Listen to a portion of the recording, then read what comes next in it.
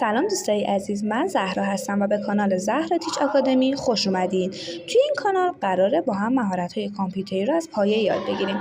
از ICDL شروع می‌کنیم، بعد میریم سراغ اینترنت، طراحی سایت و در ادامه آموزش‌های پیشرفته‌تر.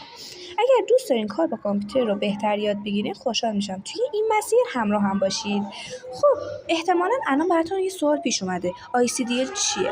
خیلی ساده بخوام بگم، ICDL مجموعه‌ای از مهارت‌های پایه کامپیوتره که تقریبا هر کسی بهتره بلد باشه.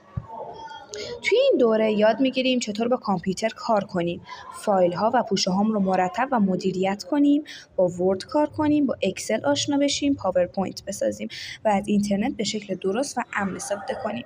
یاد گرفتن این مهارت ها فقط برای دانش آموزان نیست، برای خیلی از کارها و حتی برای کسانی که میخوان وارد دنیای طراحی سایت یا برنامه نویسی بشن هم مفیده.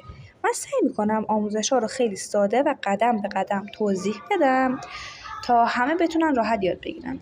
توی ویدیوهای بعدی آموزش اصلی رو شروع میکنیم و از پایه جلو میریم. اگر به این موضوعات علاقه دارین کانال رو دنبال کنید که ویدیوهای بعدی رو از دست ندید. ممنون که این ویدیو رو دیدین. تا آموزش بعدی خداحافظ.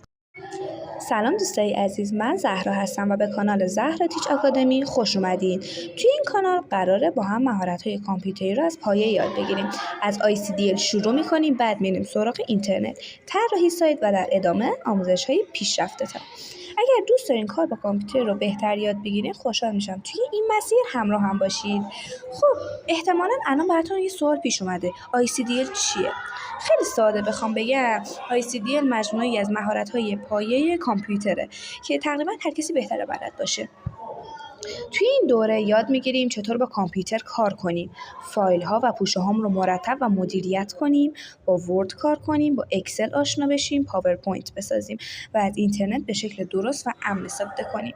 یاد گرفتن این مهارت ها فقط برای دانش آموزان نیست، برای خیلی از کارها و حتی برای کسانی که میخوان وارد دنیای طراحی سایت یا برنامه نویسی بشن هم مفیده.